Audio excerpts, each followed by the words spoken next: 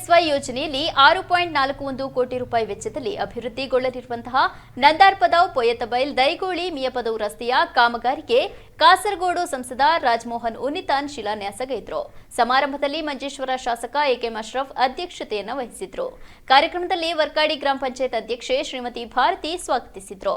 PMGSY ಯೋಜನಾ ಅಭಿಯಂತರೆ ಶ್ರೀಮತಿ ಮಿತ್ರ ವರದಿಯನ್ನ ಮಂಡಿಸಿದ್ರು. ಜನಪ್ರತಿನಿಧಿಗಳಾದ ಮೊಯ್ದೀನ್ ಕುಂಜಿ, ರಾಧಾಕೃಷ್ಣ ಭಟ್, ಉಮರ್ ಬೋರ್ಕಳ, ಆಶಲತಾ, ಪದ್ಮಾವತಿ, ಇಬ್ರಾಹಿಂ, ಅಬ್ದುಲ್ ಮಜೀದ್, ನಾರಾಯಣ್ ತುಂಗ, ಮಾಜಿ ಜಿಲ್ಲಾ ಪಂಚಾಯತ್ ಸ್ಥಾಯಿ ಸಮಿತಿ ಅಧ್ಯಕ್ಷ ಹರ್ಷಾದ್ ವರ್ಕಾಡಿ, ನೇತಾರರಾದ ಅಜೀಜ್, ಪಿಬಿ ಅಬುಬಕರ್, ಮೊಹಮ್ಮದ್ ಮಜಾಲು, ಸದಾಶಿವ ಕೆ, ತೂಮಪ್ಪ ಶೆಟ್ಟಿ ತಾಮಾರು, ಸಿದ್ದಿಕ್ ಬದಿಯಾರ್, ಜೀಬ್ ರಾಮ್ಭಟ್ ಮುಂತಾದವರು ಉಪಸ್ಥಿತರಿದ್ದರು. ಮಿಂಜ ಗ್ರಾಮ ಪಂಚಾಯತ್ ಅಧ್ಯಕ್ಷೆ ಶ್ರೀಮತಿ ಸುಂದರಿ ಆರ್ ಶೆಟ್ಟಿ ವಂದಿಸಿದ್ರು.